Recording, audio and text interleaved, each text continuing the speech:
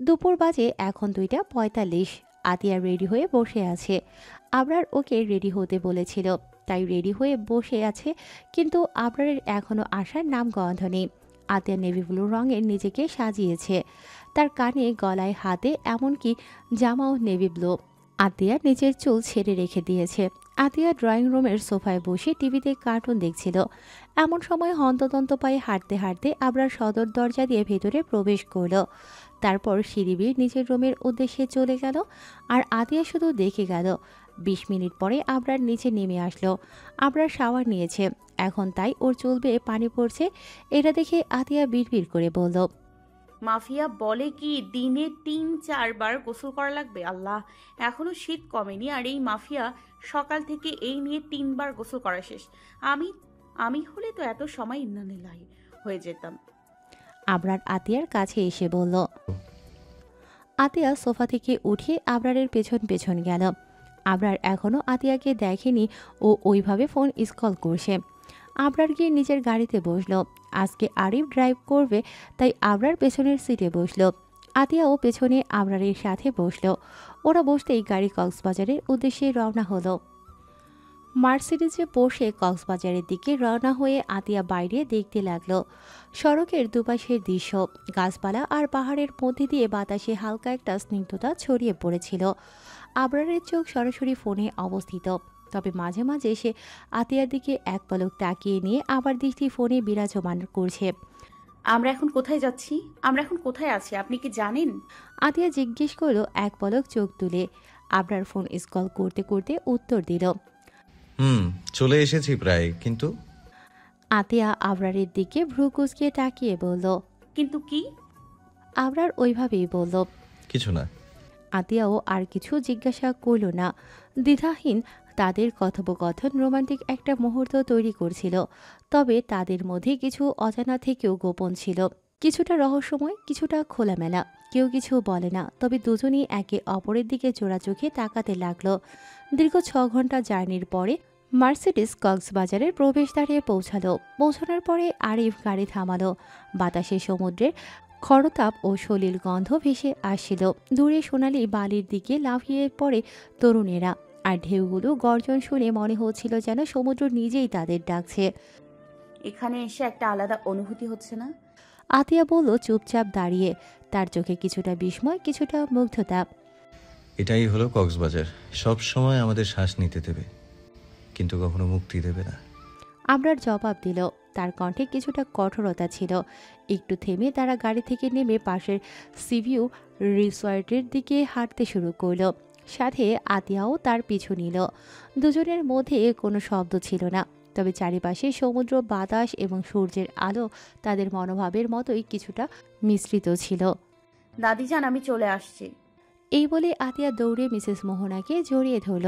Mrs মোহনা ও আতিয়াকে জড়িয়ে ধরল, তারপর বলল, কেমন আছিস দাদুমণি? তোমাদের ছাড়া কি আমি ভালো থাকতে পারি? ও আচ্ছা, তাই নাকি? হুম। আবরার দাদু ভাই কোথায়? নিজের রুমে বসে ল্যাপটপ টিপে। ও, তুই ফ্রেশ হবি তো, যা গিয়ে ফ্রেশ হয়ে আয়। যাচ্ছি, তুমি থাকো, আমি ফ্রেশ হয়ে এক্ষুনি চলে আসবো। আচ্ছা। আতিয়া চলে গেল নিজেদের রুমের উদ্দেশ্যে ফ্রেশ হওয়ার জন্য। মিস ফারিহা, একটা কথা বলবো। বলেন। আপনি কাউকে পছন্দ করেন? ফারিয়া আর রাকিব সেই সময় পার্কে আসছিল। এখনও ওরা পার্কে হাঁটাচলা করছিল। টুকটাক পড়ার বিষয়ে কথা বলে দুজনেই চুপ ছিল। এখন হুট করে রাকিবের এমন প্রশ্নে ফারিয়া দাঁড়িয়ে পড়ল। সে কি বলবে রাকিবের এই প্রশ্নে যে হ্যাঁ আমি কাউকে পছন্দ করি, ঠিক পছন্দ না অনেক ভালোবাসি, এটা বলবে? যদি জিজ্ঞাসা করে কে সে, তখন কি বলবে? ফারিয়াকে চুপ থাকতে দেখে রাকিব আবারও বলল, কথা বলছেন না যে মিস ফারিহা? ফারিয়া এবার রাকিবের চোখে চোখ রেখে বলল, পছন্দ করি না, বাট একজনকে নিজের জীবনের থেকে বেশি ভালোবাসি। এটা শোনা মাত্র রাকিবের চোয়াল শক্ত হয়ে যায়। 2 হাত মুষ্টি বদ্ধ করে নিয়ে তাতে দাঁত চেপে জিজ্ঞাসা করল, কে সে যাকে এত ভালোবাসেন? ওটা না হয় না জানলে গোপনই থাক। রাকিবের রাগ আকাশ ছুঁই ছুঁই। ভদ্র শান্তশিষ্ট ছেলেটা এখন রেগে গেছে। এমনিতে শান্তশিষ্ট ছেলেরা একবার যদি রেগে যায় তাহলে তাদের রাগ কমানোর দায় হয়ে পড়ে। রাকিব রাগের বশে ফারিয়ার হাতের কোণে জোরে চেপে ধরল। এর দরুন ফারিয়া ব্যথায় আহ বলে উঠল। চোখ মুখ খিচে রেখেছে। রাকিব এবার দাঁতে দাঁত চেপে হিসিয়ে বলল, তুই একজনকে কি বললি নিজের জীবনের থেকে অনেক বেশি ভালোবাসিস? ছলনাময় নারী, তুই আমাকে বুঝিস না? আমার চোখের ভাষা বুঝিস না? ওই, তোর ভালোবাসা মানুষ কয়টা আছে রে? উঠতে দিয়েছে বলে কি যেখানে সেখানে পোকামোকর আছে সেখানে বসে পড়বি? তোর ডানা ছাটার ব্যবস্থা করছে, সাথে তোর নাকরকেও এমন অবস্থা করব যাতে তুই আর কোনোদিন ওর নাম আমার সামনে বলবি না। রেডি থাকিস, আমি ভিলেনের মতো এন্ট্রি নিব। নিজেকে তৈরি কর, নেতিয়ে পড়লে ওপরে যাওয়ার টিকিট কেটে দেব। এই বলে ফারিয়াকে ধাক্কা দিয়ে রাকিব সেখান থেকে চলে গেল। ফারিয়া ধাক্কা খাওয়ায় নিচে পড়ে গেল। সে রাকিবের কথার মানে কিছুই বুঝতে পারল না। কি বলে গেল এইসব ওর মাথার উপর দিয়ে গেল। ও আর কিছু না বলে ভেবে উঠে নিজের পোশাক ছেড়ে বাড়ির উদ্দেশ্যে রওনা দিল। সন্ধ্যা হয়ে আসে। এর বেশি বাইরে ঘোরাঘুরি করলে বাড়ি থেকে বকা শুনতে হবে। ফারিয়া পার্ক থেকে বেরিয়ে একটা রিক্সাতে উঠল। তারপর বাড়ির উদ্দেশ্যে রওনা হলো। আতিয়া পাসওয়ার্ড টাইপ করে রুমের ভেতরে প্রবেশ করল। আবরার আতিয়াকে পাসওয়ার্ড দেখিয়ে রাখছিল, তাই ওর কোনো সমস্যা হলো না। আতিয়া রুমে প্রবেশ করে দেখল আবরার ডিভানে বসে ল্যাপটপের ফাইল নিয়ে ঘাটাঘাটি করছে। আতিয়া কিছু না বলে ব্যাগ থেকে নিজের জন্য আনা একটা কালো গ্রাউন্ড বাহির করে সেটা নিয়ে ওয়াশরুমে ঢুকে পড়ল। 15 মিনিট পরে আতিয়া ওয়াশরুম থেকে বেরিয়ে আসলো। আতিয়ার মাথায় একটা তাওয়াল পেঁচানো আর ওনাটা গলার দুপাশে দেয়া। আতিয়া বেরিয়ে এসে ড্রেসিং টেবিলের কাছে গেল।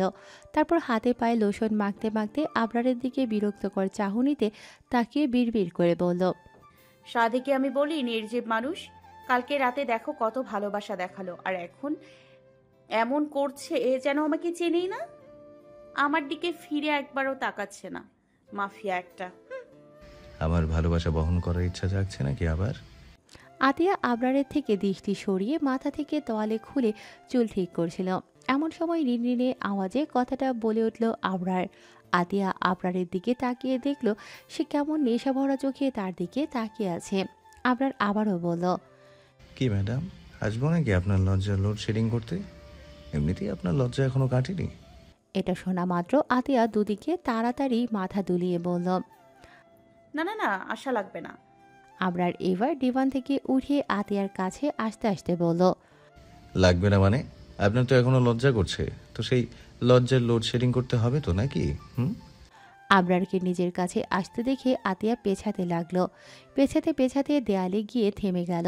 তারপর বলল, আপনাকে লজ্জার লোডশেডিং করতে যাবো তো, বাট এখন গোসল করার কারণ খুঁজে পাচ্ছি না, তাই গোসল করার কারণটা বাহির করে করি, তারপর একসাথে গোসল করব। কি বলেন ম্যাডাম? আতিয়া দুদিকে মাথা নাড়াতে নাড়াতে বলল, আপনাকে লজ্জার লোডশেডিং করতে হবে না, আপনি যান এখন। একদম না। এই এই এই শীতে আমি সকাল থেকে 3 বার গোসল করলাম, আর গোসল করলে আমি ইন্নানিল্লাহি হয়ে যাব। আপনি মাফিয়া, আপনি গোসল করেন, আমি পারবো না।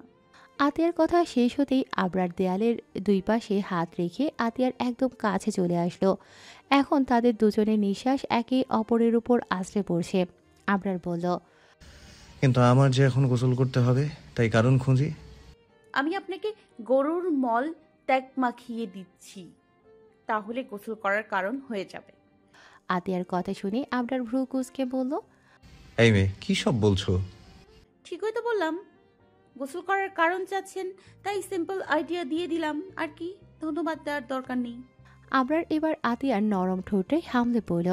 হুট করে এমন হওয়ায় আতিয়া ভরকে গেল। সে ছোটাছুটি করতে লাগলো, কিন্তু আবরার ওর ঠোঁট শক্ত করে চেপে ধরেছে, যার দরুন ছোটাছুটি করায় ঠোঁটে ব্যথা পাচ্ছে। তাই আর কিছু বলল না সেও। আবেশে চোখ বন্ধ করলো। 5 মিনিট পরে আবরার আতিয়াকে ছেড়ে দিল। ওরা দুজনে জোরে জোরে নিঃশ্বাস নিতে লাগলো। আবরার আতিয়ার ওড়না হাতে তুলে ঠোঁট মুছে বলল, আমাকে দাদিজান ডাকছে ডাকছে, আপনি সরেন। এই বলে আতিয়া আবরারকে ঠেলে দরজার কাছে গেল। তারপর রুম থেকে বেরিয়ে বলল, নির্লজ্জ মাফিয়া, গোসল করে নেন, নয়তো বাগানে রেখে আসবো। বলে আতিয়া দৌড়ে সেখান থেকে চলে গেল। আতিয়া চলে যেতেই আবরার হুহা করে হেসে দিল। গোসল না করলে বাগানে রেখে আসবে। ও মনে হয় ছোট বাচ্চা, তাই এমন ভয় দেখালো। এরপর আবরার নিজের পোশাক নিয়ে ওয়াশরুমের ভিতরে ঢুকে গেল। আতিয়া রুম থেকে বের হয়ে দরজা বন্ধ করে দিল। ভেতর থেকে আবরারের হাসি শুনতে পাচ্ছিল, কিন্তু সে কিছুই বলল না। আতিয়া একটু থমকে দাঁড়িয়ে কানে ভেসে আসা আবরারের কথা ও হাসির প্রতিধ্বনি শুনতে লাগলো। তার মনের মধ্যে কিছু অদ্ভুত অনুভূতি জেগে উঠছিল, কিছুটা বিরক্ত, কিছুটা মুগ্ধ। তবে সে নিজেকে থামিয়ে রাখল। এই মুহূর্তে কোনো ধরনের সংলাপ বা খোলামেলা আলোচনা করার কোনো মানে ছিল না। সে জানত আবরার একটা মাফিয়া এবং তাকে নিজের জায়গায় রাখতে পারাটা একটা চ্যালেঞ্জ। আতিয়ার নিচে এসে পা টিপে টিপে হাঁটতে লাগলো। তার চোখের কোণ থেকে কিছু পানি পড়ছিল, কিন্তু সে সেটা মুছল না। আজকের দিনটা তাকে কিছুটা দুর্বল করে দিয়েছে। যদিও সে জানত যে সে কখনো আবরারের কাছে দুর্বল হতে পারবে না। এদিকে আবরার ধীরে ধীরে ওয়াশরুম থেকে বের হয়ে এসে দেখল আতিয়া নেই। হঠাৎ করে তার মনে একটা অস্বস্তি প্রবাহিত হলো, আর সে আতিয়াকে খুঁজতে শুরু করলো। ভেতর থেকে আবরার একটু দম নিয়ে দরজার সামনে দাঁড়িয়ে তখনই তার চোখে পড়ল আতিয়ার নিঃশব্দ চলে যাওয়ার দৃশ্য। আবরার জানত এখন আতিয়া আর সহজে তার কাছে ফিরে আসবে না, কারণ সে নিজের ভেতর অনেক কিছুই নিয়ে চলেছে। তবুও কিছু একটা ছিল যার কারণে সে আতিয়ার কাছ থেকে কিছুটা ভিন্নভাবে আশ্বস্ত হতে চেয়েছিল। অবশেষে আবরার বের হয়ে আসলো। বাইরের বাতাসে ঠান্ডা ভাব ছিল, আর সে একটু হাঁটতে হাঁটতে সিভিউ থেকে দূরে চলে গেল। আতিয়ার জায়গায় সে আসবে কিনা সেটি ছিল তার এক অদ্ভুত প্রশ্ন, কিন্তু সে জানত সে কিভাবে নিজের মনের মধ্যে শান্তি ফিরিয়ে আনবে। এদিকে আতিয়া রিসর্টের বাগানে একা একা হাঁটতে হাঁটতে তার ভেতরকার দোলাচল অনুভব করছিল। আবরারের আচরণে কিছুটা হতাশা অনুভব করলেও সে জানত যে তার জীবনে আবরারের মতো কাউকে যুক্ত করার সিদ্ধান্তটা খুব সহজ ছিল না। তার মনে হচ্ছে কিছু একটা আছে যা তাকে আগলে রাখতে চায়, কিন্তু সেই অনুভূতি তার কাছে অস্বস্তিকর বটে। আতিয়া নিজেকে জিজ্ঞেস করছিল, আতিয়া, তুই কি ওই মাফিয়ার নির্জীব মানুষের জন্য কিছু অনুভব করিস? আতিয়ার মনে কিছুটা দ্বিধা ছিল। যখন সে নিজেকে এই প্রশ্ন করেছিল তখন তার মনে একটা বিশাল শূন্যতা ছিল। আতিয়া বুঝতে পারছিল না কেন, কিন্তু তার মনে আবরারের অস্তিত্ব একটা ভিন্ন রকমের প্রভাব ফেলেছে। হঠাৎ তার ফোন বাজলো। আতিয়া ফোনটা হাতে নিল। আবরারের নাম দেখে সে একটু ইতস্তত করল, তবে ফোন রিসিভ করলো। আতিয়া নিচে আসার আগে মিসেস মোহনা থেকে তার ফোনটা নিয়ে আসছিল, তাই এখন আবরার সেই ফোনে কল দিয়ে আতিয়ার সাথে কথা বলছে। কোথায় তুমি? আমি তোমাকে খুঁজছি। তোমার কিছু প্রয়োজন হলে বলো। আতিয়া একটু সময় নিয়ে বলল, কিছু না, আমি একটু সময় নিচ্ছি। ফোন রেখে আতিয়া একটা দীর্ঘশ্বাস নিয়ে আবরারের রুমের দিকে পা বাড়ালো। সে জানতো এই মুহূর্তে তার সাথে কথা বলা উচিত, কেবল একে অপরের অনুভূতিকে বুঝে নেওয়া উচিত। সে জানতো এই পরিস্থিতি আরও জটিল হতে পারে, তবে সে আর ভাবতে চাইল না। এখন সময় এসেছে কিছু কথা বলার। আতিয়া দরজায় দাঁড়িয়ে কিছুক্ষণ ধরে ভেতরে দেখল। আবরার কেবল তার ল্যাপটপে মনোযোগী ছিল। কিছুটা সংকুচিত হয়ে আতিয়া একটু কাঁপা কাঁপা গলায় বলল, এই যে মাফিয়া, আমি কিছু বলতে চাচ্ছি আপনাকে। আবরার তার দিকে এক পলক তাকালো, তারপর আবার ল্যাপটপের দিকে মনোযোগী হলো। তবে তার মধ্যে একটা অস্বস্তি ছিল, যেন সে আতিয়ার কাছ থেকে দূরে থাকতে চাইছে। আতিয়া আরও এক পা এগিয়ে বলল, আমি জানি আপনি মাফিয়া, তবে আমি যা বলবো তা শুনে ভালো লাগবে না, কিন্তু সত্যি বলতে আমি চাই না কোনো ধরনের দ্রুত তৈরি হোক। আবরার সোজা হয়ে বসে থাকলো। তার মুখে কোনো প্রতিক্রিয়া ছিল না, তবে সে অবশেষে নিজের মনোভাব প্রকাশ করল। তুমি যা বলবে আমি শুনবো, তবে মনে রেখো আমি কখনো কোনো কিছু লুকাই না। আতিয়া কিছুক্ষণ চুপ রইল, তারপর বলল, আপনার জীবন এত কঠিন কেন? আপনি কি কখনো নিজের জন্য কিছু করতে চাননি? আপনি শুধু একটা মুখোশ পরিহিত মানুষ যে চায় না কাউকে কাছে পেতে। আবরার শীতল কণ্ঠে বলল, আমার অতীত এমনই, আর যে কারণে আমি এসব করেছি তাতে অন্যদের মঙ্গলই সবচেয়ে আগে এসেছে। তবে তোমার প্রতি আমার কোনো ভালোবাসা নেই। তুমি যেটা ভাবছো সেটা শুধু একটা ভুল ধারণা। আতিয়া তার কথায় কিছুটা হতাশ হলেও সে জানতো এইসব কথার মধ্যেই ছিল অনেক কিছু। কিছুটা ঠান্ডা হয়ে সে বলল, জানি আপনি যেটা বললেন সেটি মিথ্যা নয়, কিন্তু আমার মনে হয় আপনি আপনার ভেতরের অনুভূতিগুলো অন্যদের থেকে গোপন রাখছেন। আর যদি তা না হয় তাহলে কাল রাতে আমার কাছে আসার মানে কি? এইসবের মানে কি বোঝাতে চাচ্ছেন আপনি? আতিয়ার এমন কথা শুনে আবরার নির্বিকার কণ্ঠে বলল, ওইটা অ্যাক্সিডেন্ট ভাবে হয়েছে, ভুলে যাও সব কিছু। আমাদের মধ্যে কিছুই হয়নি, আর না আমি তোমাকে ভালোবাসি। আতিয়া এই কথা শুনে কিছু বলার ভাষা খুঁজে পেল না।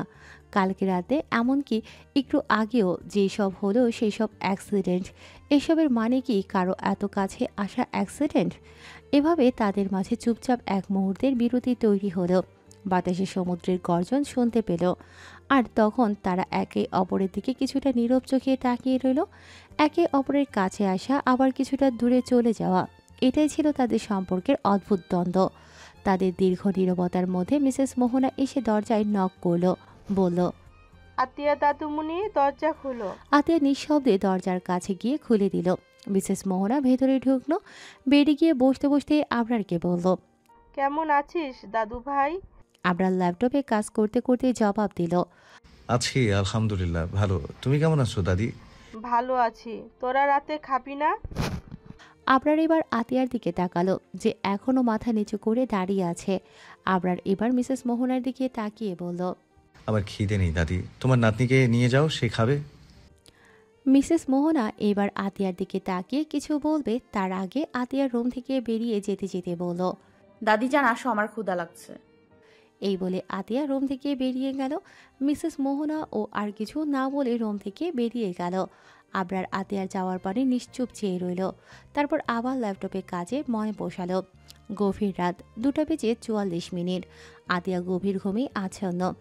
এমন সময় ওর মনে হলো ওকে কেউ আষ্টে পিষ্টে জড়িয়ে ধরে আছে, কিন্তু কে ধরেছে বুঝতে পারছে না।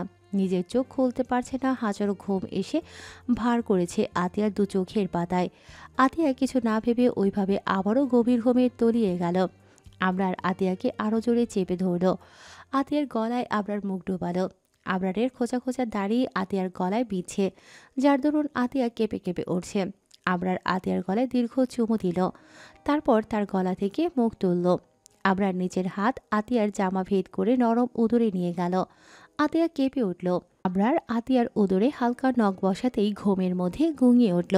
আবরার আতিয়ার উদরে হাত রেখে তার মুখের দিকে ঝুঁকে হাসকি স্বরে বলল, Some things don't need to be said out loud. They should be understood. But maybe you never truly understood the depth of my heart. কিছুক্ষণ থেমে আতিয়ার মুখের দিকে নীরবে তাকিয়ে রইল। তারপর গাম্ভীর্য বজায় রেখে শীতল কণ্ঠে বলল, You are not my love. You are my addiction.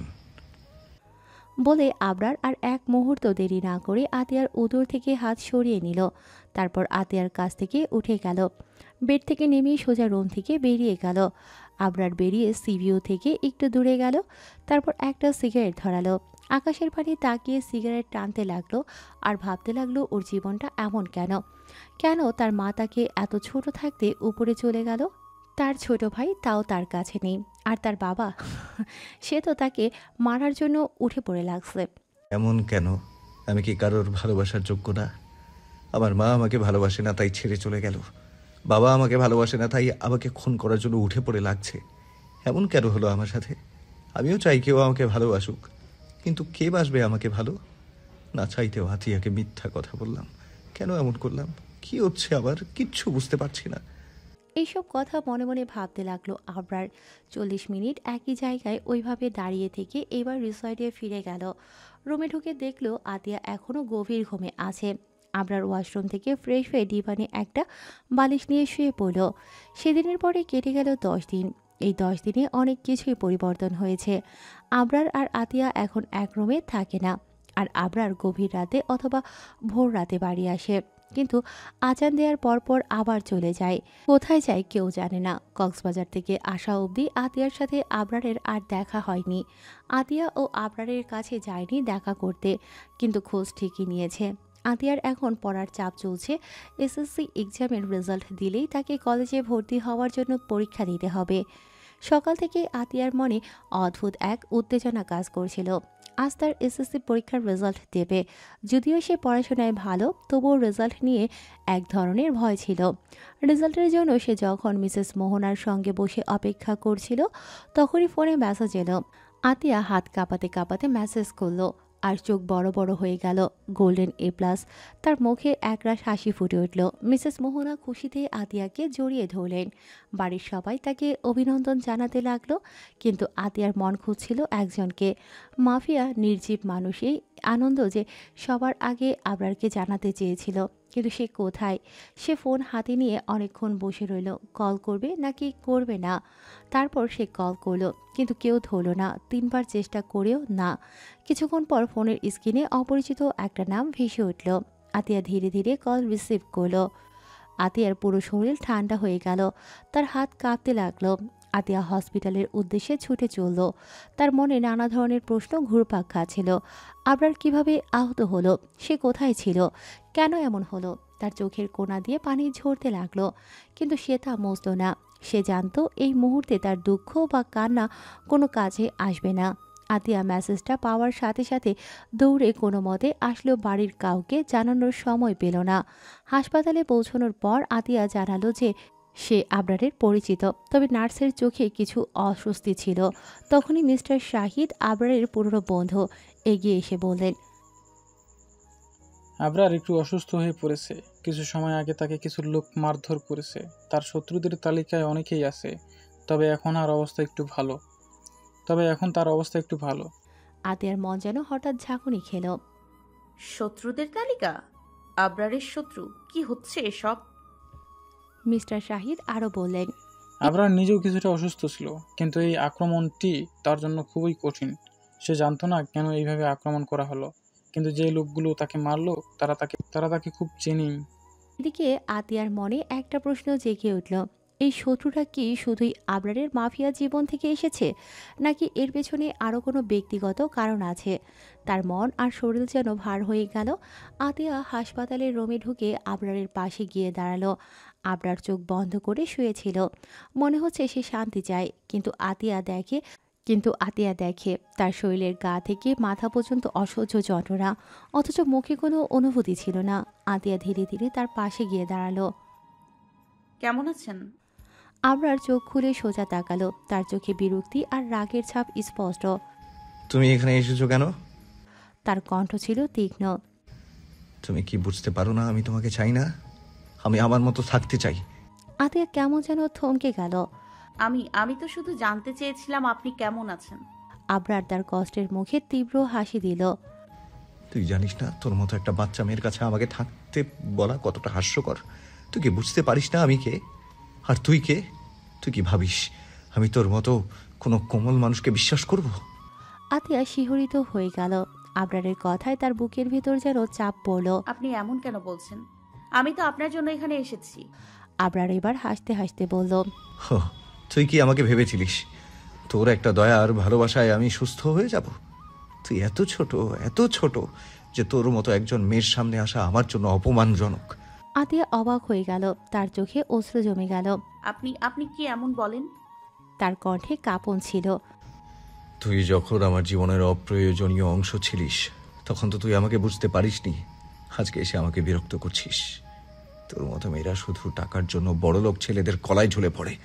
আতিয়া না পারল কিছু বলতে, না পারল চোখের জল মুছতে। সে কাঁপতে কাঁপতে পেছনে চলে গেল।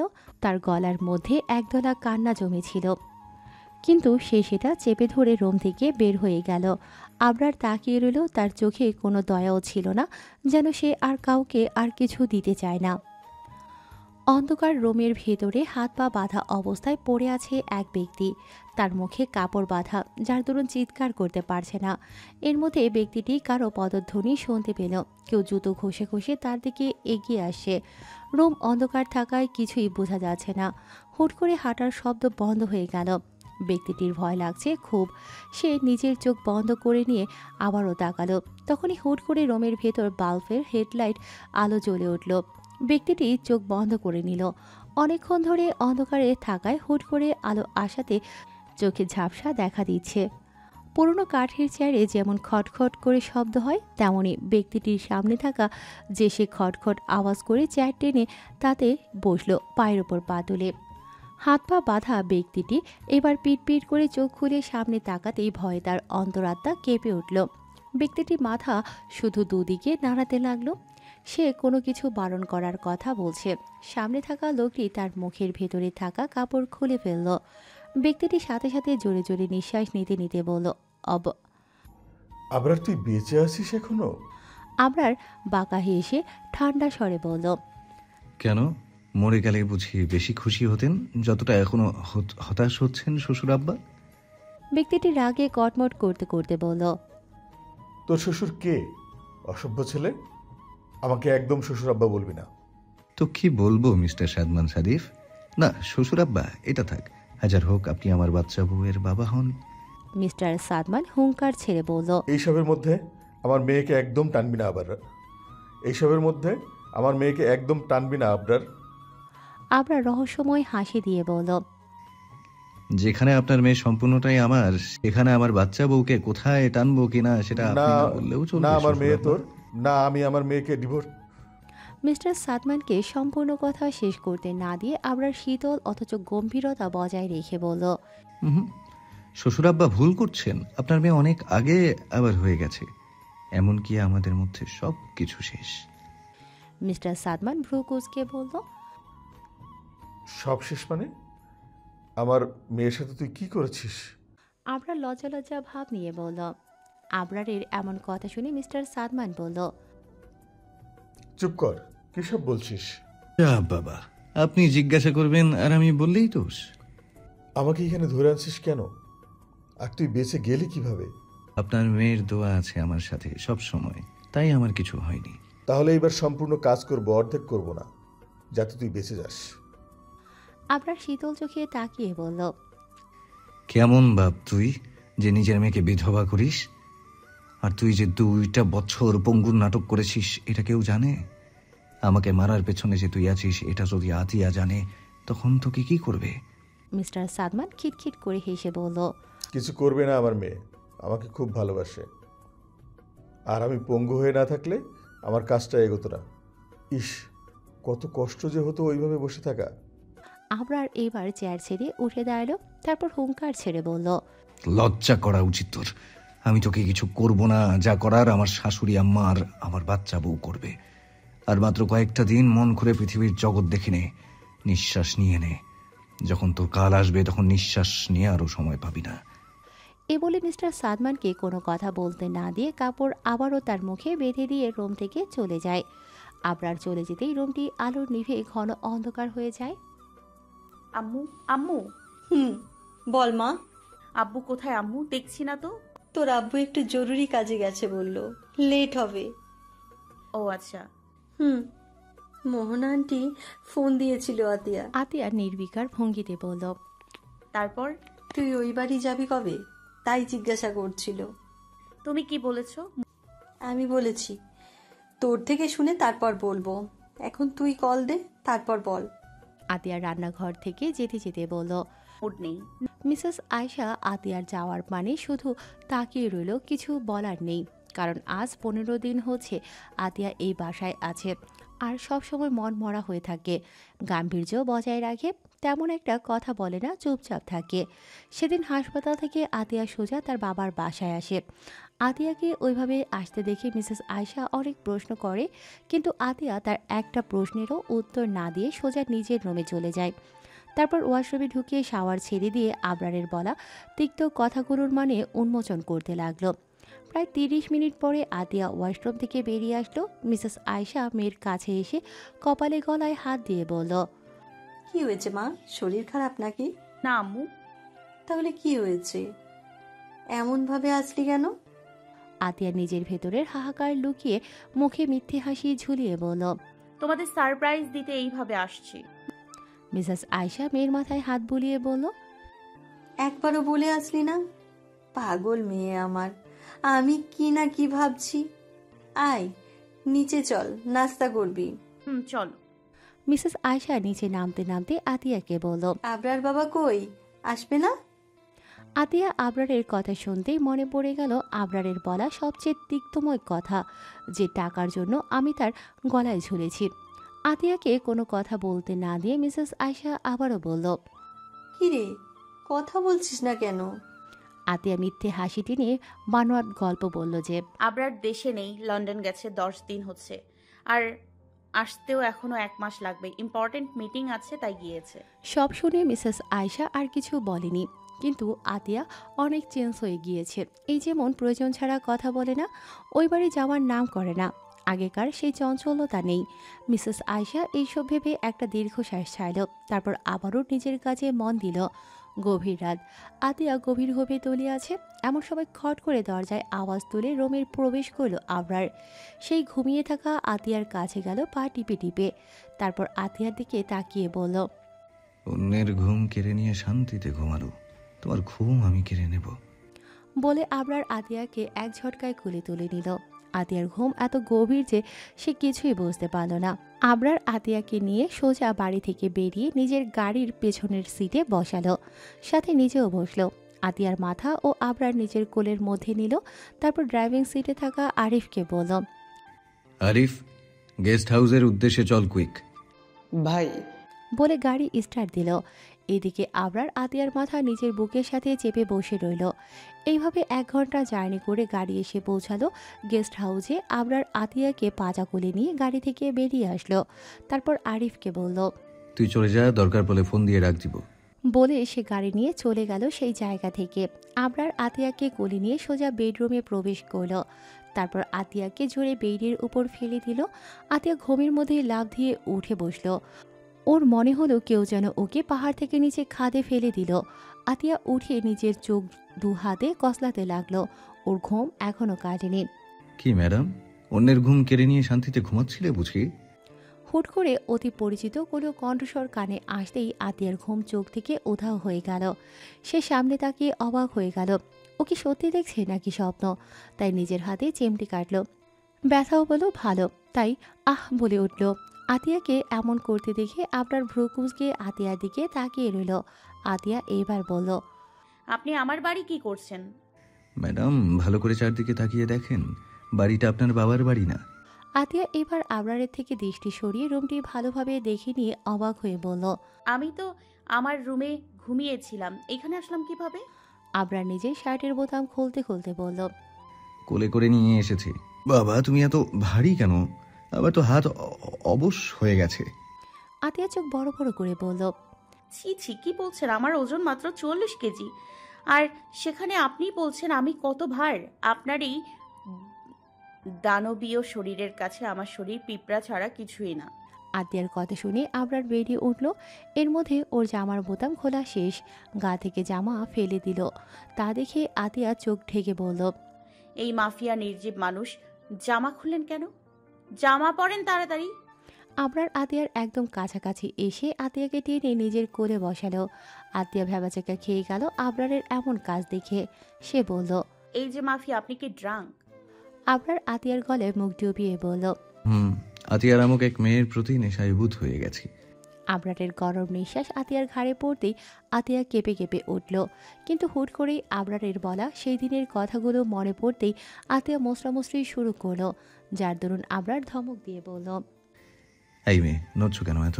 চুপচাপ বসতে পারছো না? আতিয়া ওইভাবেই বলল, পারছি না, ছাড়েন আমাকে।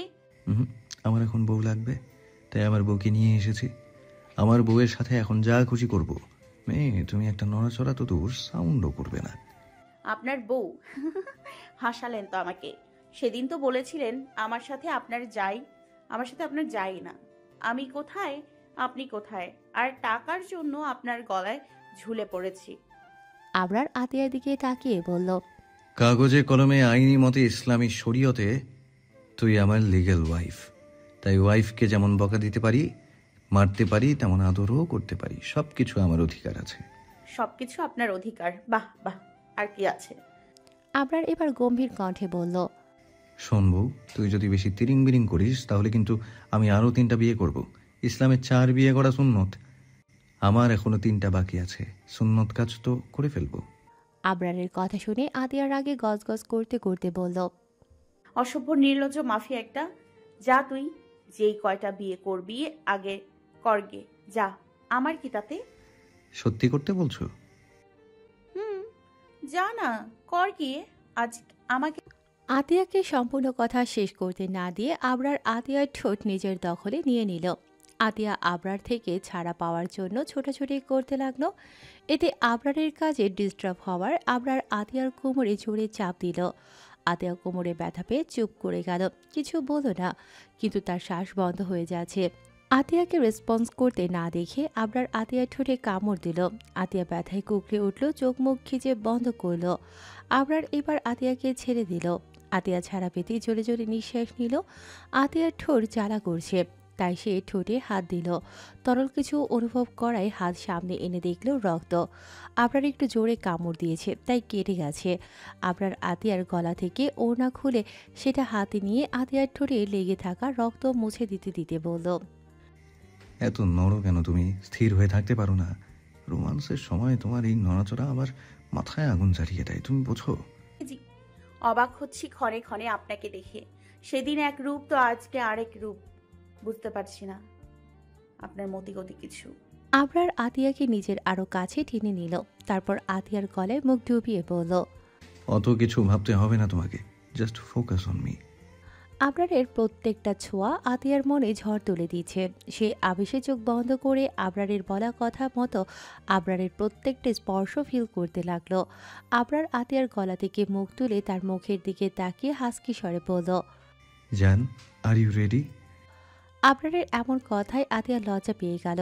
সে লজ্জা লুকাতে আবরারের বুকে মুখ লুকালো। আবরার হিসিয়ে বলল, লজ্জার লোডশেডিং এখনো হয়নি? আমি তো ভাবছি হয়ে গেছে। নো প্রবলেম, আজকে আমি তোমার লজ্জার লোডশেডিং করে দেবো ইনশাল্লাহ। আবরারের প্রত্যেকটা কথা শুনে আতিয়ার লজ্জায় কান থেকে ধোঁয়া বেরোচ্ছে। আতিয়া আবরারের বুকে ঘুষি মেরে বলল, নির্লজ্জ মাফিয়া, মুখে লাগাম টানেন। কি সব বলছেন? লজ্জা করছেন আপনার? লজ্জা হলো নারীর ভূষণ। আমি পুরুষ যদি লজ্জা পাই তাহলে কোনোদিনও বাবা ডাক শুনতে পারবো না। আর আমাদের আগেও তো একবার হয়ে গেছে, তাও এত লজ্জা পাও কোথায় তুমি? এখন তো দেখছি আমাকে লজ্জা বেঁচে দিতে হবে, যাতে করে তোমার লজ্জা কমে। আতিয়া এবার আবরারের বুক থেকে মাথা তুলে তার দিকে তাকিয়ে বলল, অসভ্য মাফিয়া একটা। আবরার শীতল কণ্ঠে বলল, অসভ্যতা আমি এখনো করিনি তো ঘরবালি, কিন্তু অসভ্য যেখানে বলছো, তাহলে আসো প্র্যাকটিক্যালি ভাবে দেখিয়ে দিচ্ছি অসভ্য কাকে বলে। বলে আবরার আতিয়ার মুখের দুপাশে নিজের দু হাত দিয়ে আতিয়াকে নিজের কাছে টেনে ও ঠোঁটের সাথে নিজের ঠোঁট মিলিয়ে দিল। আতিয়া আবরারের এমন বেসামাল স্পর্শ আর ফিরিয়ে দিতে পারছে না। সেও আবরারের সাথে রেসপন্স করতে লাগলো। আবরার আতিয়ার রেসপন্স পেয়ে আরও কাছে টানলো আতিয়াকে। আবরার এবার আতিয়ার ঠোঁট ছেড়ে দিয়ে আতিয়ার গলায় মুখ ডুবালো। আতিয়া চোখ বন্ধ করে আবরারের পিঠ খামচে ধরল। আবরার এবার আতিয়াকে বেডে ফেলে দিল। তারপর ওর উপর নিজের ভর ছেড়ে দিল। আবরার আতিয়ার কানের কাছে এসে ফিচেল কণ্ঠে ফিসফিস করে বলল, জান, it won't be too much trouble, just be patient. আবরারের বলা এই কথা শুনে আতিয়া লজ্জায় আবরারের থেকে দৃষ্টি নামিয়ে বন্ধ করে রাখলো। আতিয়ার এমন করায় আবরার হেসে উঠল। আবরার এইবার নিজের শরীরের সব ভর আতিয়ার উপর ছেড়ে দিল। ভালোবাসার অতল সমুদ্রে ঝাঁপিয়ে পড়ল। আতিয়ার চোখ বেয়ে কিছু নোনাজল গড়িয়ে পড়ল। এটা আনন্দের আগের দিনের আবরার এর এমন ব্যবহারে আতিয়া ছিন্ন বিচ্ছিন্ন হয়ে গিয়েছিল। সে তো ভেবেছিল যে আবরার হয়তো আর তার হবে না। সে চিরতরে আবরারকে হারিয়েছে, কিন্তু আজকে যেন ম্যাজিক হলো। আবরার আবারও তার কাছে আসলো, আবারও তাকে নিজের সাথে মিশিয়ে আপন করে নিল। তাই তো চোখ থেকে খুশির নোনাজল গড়িয়ে পড়ছে। রাত আরও গভীর হতে থাকছে, সেই সাথে গভীর হচ্ছে আবরার আতিয়ার ঘনিষ্ঠ মুহূর্ত। চারিদিকে ফজরের আজানের ধ্বনি শোনা যেতেই আবরার বেড থেকে নেমে আতিয়াকে বিছানার চাদরে জড়িয়ে নিয়ে ওয়াশরুমে ঢুকল। আবরার আতিয়াকে শাওয়ারের নিচে দাঁড় করালো। আতিয়ার অসুস্থ লাগছে খুব, কেন কোনো কথা বলতে পারছে না, চুপচাপ আছে। আবরার এবার শাওয়ার চালু করল। তাদের দুজনের গায়ে পানি পড়ছে। আতিয়ার গায়ে পানি পড়তেই ও ব্যথায় কুকড়ে উঠল। সারা শরীর জ্বলে ছাই হয়ে যাচ্ছে। আবরার আতিয়াকে নিজ হাতে গোসল করিয়ে দিল। তারপর তাওয়াল দিয়ে মাথা মুছে আবারও পাজা করে তুলে ওয়াশরুম থেকে বেরিয়ে আসলো। আবরার আতিয়াকে বেডে শুইয়ে দিল। তারপর ব্ল্যাঙ্কেট টেনে দিল। আবরার আবার ওয়াশরুমে ঢুকে গেল। তারপর নিচে শাওয়ার নিয়ে বেরিয়ে আসলো। পরনে কালো শর্টস আর ট্রাউজার পরে আবরার ওয়ার্ড্রপ থেকে নিজের সাদা শার্ট বাহির করে আনলো। তারপর আতিয়ার কাছে গেল। আতিয়ার এখন যেন একটু সুস্থ লাগছে। সে আবরারকে নিজের দিকে আসতে দেখে ব্ল্যাঙ্কেটের নিচে মুখ লুকালো। আবরার আতিয়ার কাছে এসে বলল, শার্টটা পরে নাও। এখন আর ওইসব কামিজ টামিজ পরতে হবে না। আতিয়া এখনো ব্ল্যাঙ্কেট থেকে মুখ তুলছে না। আবরার এবার ভ্রু কুঁচকে বলল। তুমি কি এত তাড়াতাড়ি ঘুমিয়ে পড়লে নাকি? আতিয়া এখনো কোনো রেসপন্স করছে না। আবরার এবার দুষ্টু হেসে বলল। আচ্ছা ঘুমাও, আমি না হয় পরিয়ে দিচ্ছি। বলে যেই বেডে বসে ব্ল্যাঙ্কেটে হাত দেবে অমনি আতিয়া তাড়াতাড়ি ব্ল্যাঙ্কেট থেকে মুখ বাহির করল। আতিয়ার এমন কাজে আবরার শব্দ করে হাসল। আতিয়া হাত বাড়িয়ে বলল। কই দেন, আমি পড়ছি। আর আপনি রুম থেকে বেরিয়ে যান। কেন কেন আমি রুম থেকে বেরিয়ে যাব কেন? কেন যাবেন? কেন যাবেন মানে? আমি ড্রেস পরবো, আপনি কি করবেন? যান। সমস্যা কি? পরো আমার সামনে, আমি কোনো মাইন্ড করব না। আতিয়া চোখ ছোট ছোট করে বলল। আমি অনেক কিছু মাইন্ড করব মিস্টার মাফিয়া, আপনি এখন আসতে পারেন। আবরার কিছু বলবে তার মধ্যে ওর ফোনে কল আসলো। আবরার ফোনটা হাতে তুলে দেখলো রাকিব কল করেছে। আবরার এবার শার্টটা বেডে রেখে ব্যালকনিতে চলে গেল কল অ্যাটেন্ড করতে। আবরার চলে যেতেই আতিয়া ব্ল্যাঙ্কেট জড়ানো অবস্থায় ওয়ার্ড্রোব থেকে একটা পাকিস্তানি লং থ্রি পিস বাহির করে ওয়াশরুমে ঢুকে গেল। বল। কি করছিলিস সোনা? আবরার দাঁতে দাঁত পিষে বলল। শালা আমার রোমান্টিক মুহূর্ত নষ্ট করে এখন ফোন দিয়ে বলিস সোনা কি করছিস? রাকিব গাল ফুলিয়ে বলল। আমি কি জানতাম নাকি যদি ভাবির সাথে রোমান্স করছিলিস? আমার কি এখন মাইকিং করতে হবে যে আমি আমার বউয়ের সাথে রোমান্স করছি? তাই প্লিজ সাধারণ জনগণ আমার রোমান্স নষ্ট করার জন্য ভিলেন হবেন না কেউ। তাই কর। তোর শালা কি করতে ফোন দিয়েছিস তাই বল। রাকিব এবার সিরিয়াস ভঙ্গিতে বলল। বিয়ে করার জন্য। আমরা রাকিবের কথা শুনে ভ্যাবাচেকা খেয়ে গেল। সে ওইভাবে বলল। তুই জানিস আমি বিবাহিত, আর একটা ছেলে কিভাবে বিয়ে করে আমাকে বল। আরে দূর, আমি তোকে বিয়ে করবো কি করতে? আমি তো আমার ভার্জিনিটি আমার বউয়ের জন্য তুলে রাখছি। তুই আমার ভার্জিনিটি কেড়ে নিতে চাচ্ছিস নাকি? আবরার এবার শীতল অথচ হুমকির স্বরে বলল। তোর সাথে বাজে কথা বলে সময় নষ্ট করব না। যা বলার সোজাসুজি ভাবে বল, নয়তো তোকে উপরে পাঠানোর টিকিট কাটবো আমি। এই না না শোন, আমি সিরিয়াস হয়ে বলছি, আমি বিয়ে করব। কাকে বিয়ে করবি? মেয়েকে? সেটাই তো তোকে বলতে ফোন দিয়েছে। ফোনে বলা যাবে না সব কথা। আমি তোদের বাড়ি আসছি, তুই বাড়ি থাকিস। ওকে আয়। বলে আবরার ফোন কেটে দিল। ফোন কেটে দিতেই আবরারের হোয়াটসঅ্যাপে আননোন নাম্বার থেকে একটা মেসেজ আসলো। আবরার মেসেজটি ওপেন করে পড়তেই একটা বাঁকা হাসি দিল। তারপর বিড়বিড় করে বলল। শ্বশুর আব্বা আমি আসছি, আর একটু শ্বাস নিয়ে নেন, কারণ আমি যদি ধরি তাহলে শ্বাস নেওয়ার মতো সময় দেব না। আমি ফারিয়াকে বিয়ে করব। রাকিবের এমন কথা শুনে আতিয়া তো অবাক হয়ে গেল, কিন্তু অবাক হলো না আবরার। সে হয়তো আগে থেকেই কিছুটা আন্দাজ করেছিল, তাই শীতল কণ্ঠে বলল। তো কবে করবি বিয়ে? কবে মানে বিয়ের প্রস্তাব দিইনি আমি এখনো। আবরার ভ্রু কুঁচকে বলল। তাহলে এখানে কি করতে আসছিস? রাকিব ঠোঁট উল্টিয়ে বাচ্চাদের মতো করে বলল। আমার সোনা পাখি জান ভাই আমার, সরি ভাইরা ভাই, সরি ভাইরা ভাই, তুই চল আমার সাথে, বিয়ের প্রস্তাব তুই দিবি প্লিজ। আমার সোনা ভাইরা ভাই, রাগ দেখাবি না। রাকিবের এমন কথা শুনে আতিয়া মুখে হাত দিয়ে হাসতে লাগলো। আর আবরার ধমক দিয়ে বলল। শালা আমি কি তোর বউ লাগে যে সোনা জান পাখি বলছিস? রাকিব নাক সিটকিয়ে বলল। আচ্ছা তুই আমার বউ হবি কেন? বউ তো তোর শালি হবে আমার।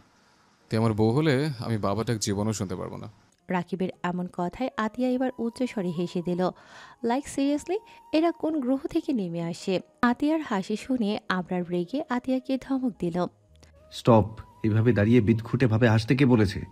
আতিয়া হাসি থামিয়ে বলল।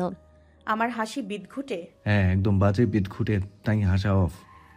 আতিয়া কি বলবে বুঝতে পারছে না, তবুও ছেড়ে তো দেবে না, তাই তীর তীর করে বলল। আপনার বউয়ের হাসি বিদঘুটে, শুধু তাই নয়, একদম পেটনিদের মতো হাসি। এই বলে আতিয়া আর একটুও না দাঁড়িয়ে সিঁড়ি বেয়ে উপরে উঠে গেল। আর আবরার আতিয়ার যাওয়ার পানে তাকিয়ে বলল। একদম উচিত কথা বলেছো ঘরবাড়ি, আসলেই আমার বাচ্চা বউটা পেতনি একটা। আবরারের কথা আতিয়ার কানে আসতেই আতিয়ার পা থেমে গেল। ও আবরারের বলা কথা ভাবতেই এখন কান্না লাগছে। মানে সে নিজেই নিজেকে বদনাম করল। সে নিজেই তো ওই নির্জীব মানুষের বউ। ছি ছি আতিয়া, তোর মাথা একদম পাগল হয়ে গিয়েছে। বলে আতিয়া আর না দাঁড়িয়ে সোজা মিসেস মোহনার রুমের উদ্দেশ্যে গেল। নিচে বসে থাকা রাকিব আবরারের উদ্দেশ্যে বলল। বাবা, তোদের সম্পর্কে দেখছি ভালোই উন্নতি হয়েছে। তাতে তোর কি? আমারই তো সব। আমার বউটা কিনে দে না ভাই, তাহলে দেখবি আমাদের সম্পর্কটাও তোদের মতো উন্নতি হবে। এমনকি বাচ্চা কাচ্চার বাবাও হয়ে যাব তোর আগে। আর একটা ফালতু কথা বললে উপরে যাওয়ার টিকিট কেটে ফেলবো। রাকিব তার শাহাদাত আঙুল ঠুটিয়ে দিয়ে বলল। আমি চুপ, এবার তুই চল। আবরার সোফা থেকে উঠিয়ে বাইরে যেতে যেতে বলল। আয়। বলে দুজনে বাইরে বেরিয়ে গেল। তারপর গাড়িতে বসে পড়ল। 30 মিনিট জার্নির পরে গাড়ি এসে থামলো ফারিহাদের বাসার সামনে। আবরার, রাকিব আর ড্রাইভিং সিটে থাকা আরিফ বেরিয়ে আসলো গাড়ি থেকে। আবরার ফারিহাদের সদর দরজার দিকে এগোচ্ছে। আবরারের সাথে সাথে রাকিবও আরিফ হাতে মিষ্টি ফলমূল নিয়ে আসে। আবরার সদর দরজা পেরিয়ে বাড়িতে প্রবেশ করল। মিস্টার সাফওয়ান সোফায় বসে নিউজ পেপার পড়ছিল। আবরারকে বাড়ির ভিতরে আসতে দেখে হাতে থাকা নিউজ পেপারটি টেবিলের উপর রেখে আবরারের কাছে উঠে এসে হাত বাড়িয়ে দিয়ে বলল। হাই মিস্টার আবরার ফাহাদ, কেমন আছেন? মিস্টার সাফওয়ানের হাতের সাথে নিজের হাত বাড়িয়ে হ্যান্ডশেক করে বলল। আলহামদুলিল্লাহ ভালো আছি, আপনি কেমন আছেন? মিস্টার সাফওয়ান আবরারকে সোফায় নিয়ে বসাতে বসাতে বলল। আমিও ভালো আছি। তো কি মনে করে আসলে এইদিকে? আবরার সরাসরি বলল। বিয়ের প্রস্তাব নিয়ে। আবরারের কথা শুনে মিস্টার সাফওয়ান ভ্যাবাচেকা খেয়ে বলল। মানে তোমার তো বিয়ে হয়ে গেছে তাহলে? আবরার বিরক্তি কণ্ঠে বলল। আমার বিয়ের কথা না, আমার বন্ধু রাকিবের বিয়ের কথা বলছি। ও আচ্ছা। আবরার এবার সোজাসুজি বলা শুরু করল। আমি আমার বন্ধু রাকিবের জন্য আপনার মেয়ে ফারিহার হাত চাইতে এসেছি। আবরারকে কথা বলতে না দিয়ে মিস্টার সাফওয়ান কিছু বলবে তার আগে আবরার হাত উঁচু করে থামিয়ে দিয়ে বলল।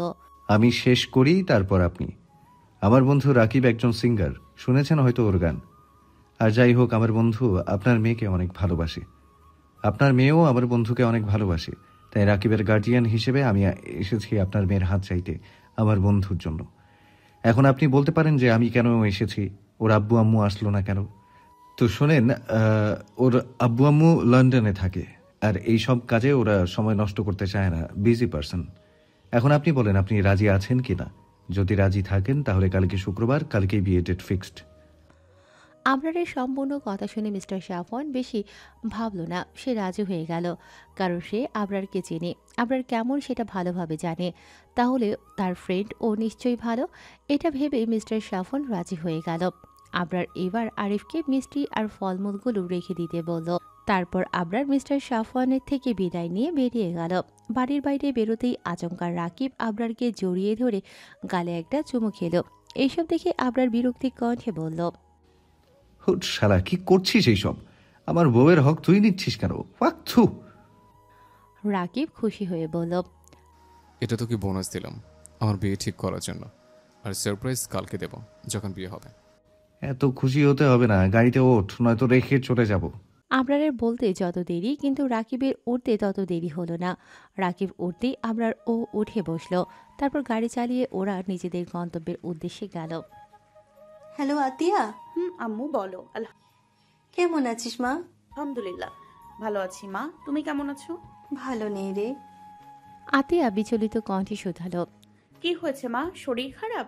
আব্বু ঠিক আছে তো, কিছু হয়নি তো? মিসেস আয়শা বলল। আমার কিছু হয়নি, কিন্তু কিন্তু কি আম্মু? তোর আব্বু এখনো বাসায় আসেনি, চিন্তা হচ্ছে। মানুষটা আজ 2 দিন হলো কোনো কল মেসেজ ও দিল না। আতিয়া তার মাকে আশ্বাস দিয়ে বলল।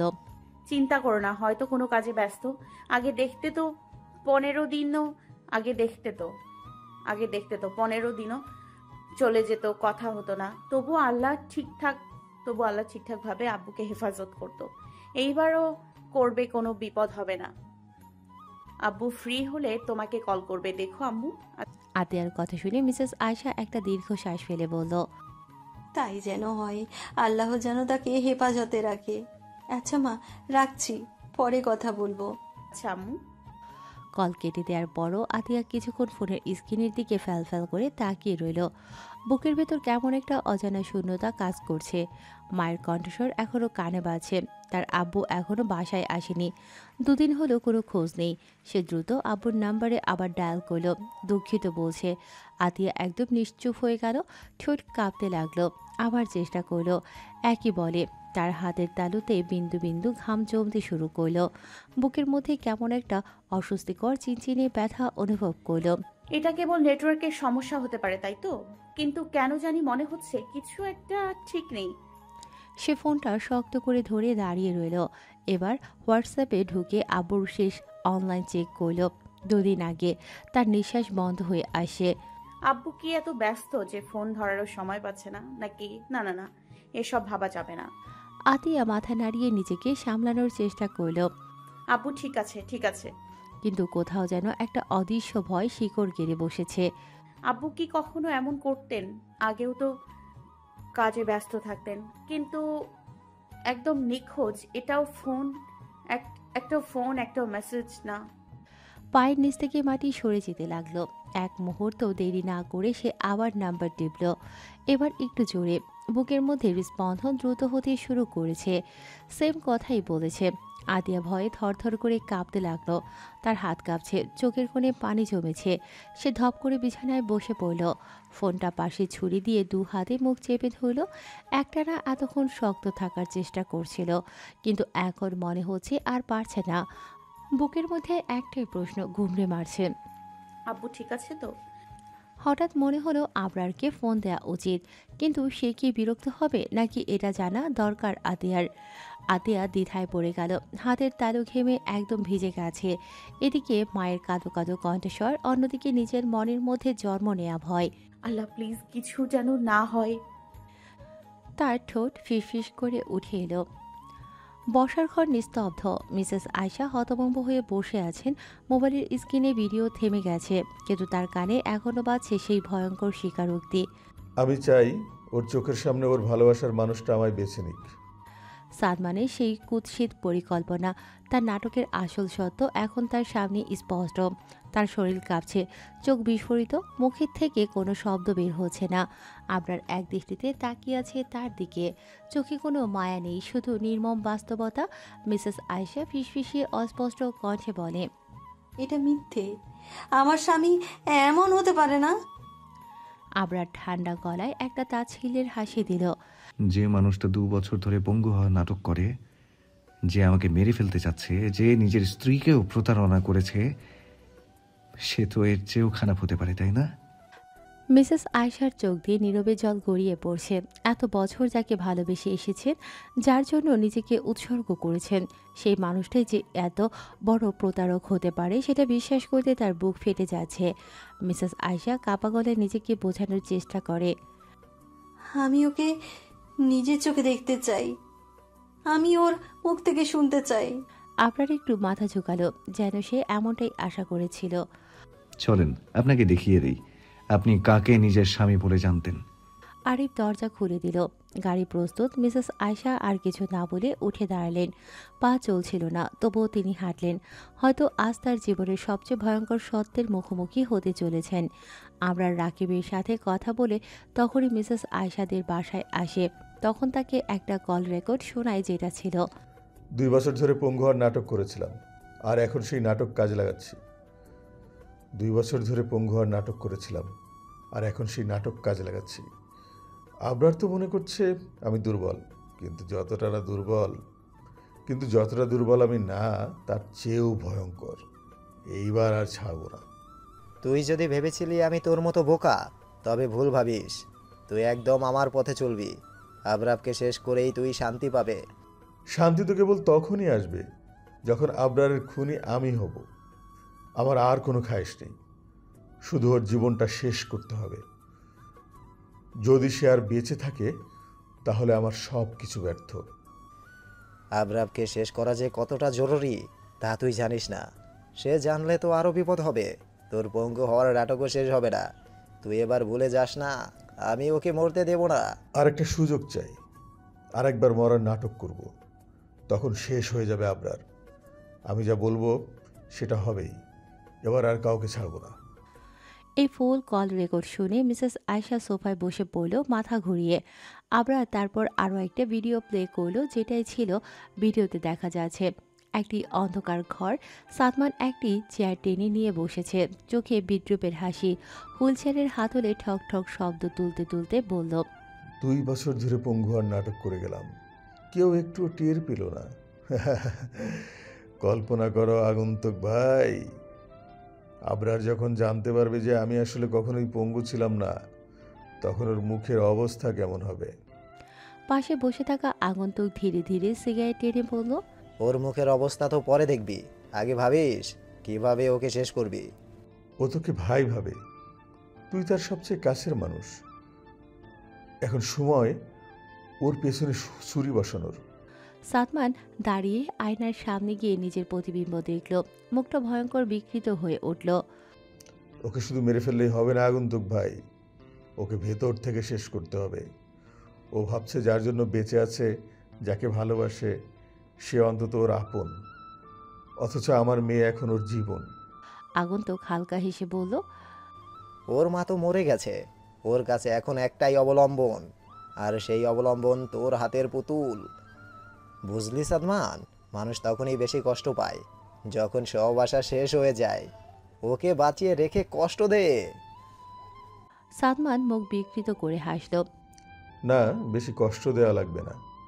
আমি চাই ওর চোখের সামনে সব শেষ হয়ে যাক। আমি চাই ও দেখুক কাকে ভালোবেসেছিল, কার জন্য সে সব কিছু করতে চাইতো।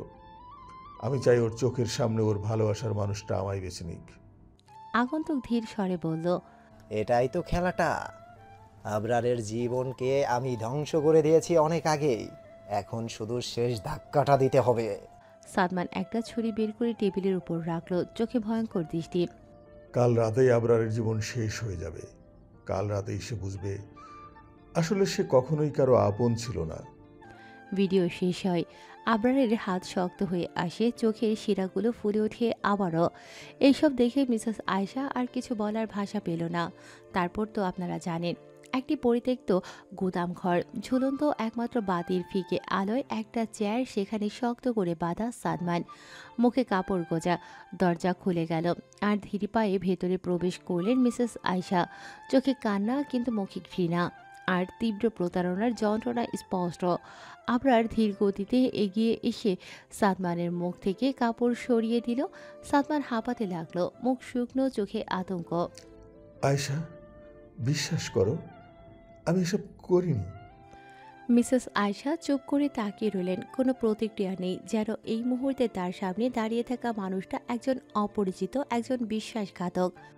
একটু আগে যা বললে সেটা তো ভিডিওতে রেকর্ড করা আছে। এখন নায়ক সাজতে এসেছেন শ্বশুরাব্বা। সাদমানের চোখ বড় বড় হয়ে গেল। সে কিছু বলতে যাবে, কিন্তু মিসেস আয়েশা এবার হেঁটে এগিয়ে এলেন, ধীর, নিয়ন্ত্রিত, কিন্তু বিষে ভরা গলায়। সাদমান তোড়পে উঠল। সে বসতে চাইল, কিন্তু তার চোখে বোঝা গেল সে জানে তার অভিনয় এবার ধোপে টিকবে না। আয়েশা, আমার কথা শোনো, আমি তোমাকে ভালোবাসি। আমি শুধু শুধু ওকে আমাদের থেকে সরিয়ে দিতে চেয়েছি। ভালোবাসা? তুমি ভালোবাসার নাম নিয়ে কলঙ্ক ছড়িয়েছ। আমি তোমাকে ঘৃণা করি সাদমান, তুমি একটা জঘন্য বিশ্বাসঘাতক। সাদমানের মুখ শুকিয়ে গেল। এই প্রথমবার সে বুঝতে পারল সে সব কিছু হারিয়ে ফেলেছে। আবরার এবার ধীর পায়ে এগিয়ে এসে মিসেস আয়েশার পাশে দাঁড়ালো। আপনি যদি চান আমি 1 সেকেন্ডে এই জানোয়ারটাকে শেষ করে দিতে পারি। মিসেস আয়েশা গভীর শ্বাস নিলেন, চোখের জল মুছে এক দৃষ্টিতে তাকালেন সাদমানের দিকে। তার ঠোঁট কাঁপছিল, কিন্তু গলায় দৃঢ়তা ফুটে উঠল। না, ওর এত সহজে মৃত্যু প্রাপ্য নয়। ওর উচিত ধীরে ধীরে সব হারানো, তিলে তিলে মরা, যন্ত্রণা সহ্য করা। ওর নাটকের পর্দা এবার চিরতরে নামিয়ে দেওয়ার সময় এসেছে। আবরার একটু হাসল, এমনটা সে আশা করেছিল। আবরার সাদমানের দিকে তাকিয়ে বলল, তোর খেলা শেষ সাদমান।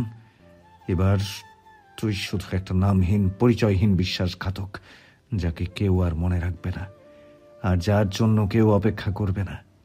সাদমান দিশেহারা হয়ে গেল, তার চোখে ভয় ফুটে উঠল। মিসেস আয়েশা পেছনে ফিরলেন, দরজার দিকে এগিয়ে গেলেন। তিনি আর এক মুহূর্ত এই ঘৃণ্য মানুষটার সামনে থাকতে চান না। আবরার আরিফকে একবার ইশারা করল। আরিফ এগিয়ে গিয়ে দরজাটা খুলল। মিসেস আয়েশা বের হয়ে গেলেন, পেছনে তাকালেন না। আবরার একবার শেষবারের মতো সাদমানের দিকে তাকালেন। তুই যা করেছিস তার ফল পেতেই হবে সাদমান, খুব শিগগিরই। তারপর সে ধীরে ধীরে পেছনে হাঁটল। দরজা বন্ধ হয়ে গেল, আর সেই অন্ধকার ঘরে সাদমান একা পড়ে রইল তার ধ্বংসের অপেক্ষায়। রাতের গভীরতা ধীরে ধীরে ফিকে হয়ে আসছে। চারিদিকে এক ধরনের প্রশান্ত নীরবতা, শুধু দূরে কোথাও এক আধভার পাখির ডানা ঝাপটানোর শব্দ। আকাশে এখনো কিছু তারা জ্বলজ্বল করছে, কিন্তু পূর্ব দিগন্তে আলতো একটা আভা ফুটতে শুরু করেছে। শীতের মৃদু পরশ এখনো বাতাসে আছে, তবে একেবারে হাড় কাঁপানো ঠান্ডা নয়। হালকা কুয়াশার চাদর ধীরে ধীরে সরতে শুরু করেছে, যেন প্রকৃতি নিজেকে জাগিয়ে তুলছে নতুন দিনের স্বাগত জানাতে। চারপাশে একটা হালকা শিশিরের গন্ধ, ঘাসের উপর জমে থাকা ছোট ছোট পানির বিন্দুগুলো প্রথম সূর্যালোকের ছায়ায় মুক্তোর মতো ঝলমল করছে। এদিকে সূর্যের লালচে আভা ক্রমশ স্পষ্ট হচ্ছে, রোদের উষ্ণতা ধীরে ধীরে বাড়তে শুরু করেছে, কিন্তু এখনও সেটা তাপদাহ হয়ে ওঠেনি। এটা এমন এক মুহূর্ত যখন হালকা ঠান্ডা আর উষ্ণতার এক মিশ্র অনুভূতির শরীরে খেলা করছে, একদম পারফেক্ট আবহাওয়া। পাখিরা ইতোমধ্যে জেগে উঠেছে, তাদের ডাকে ভোরের সৌন্দর্য যেন আরও বেশি জীবন্ত হয়ে উঠেছে।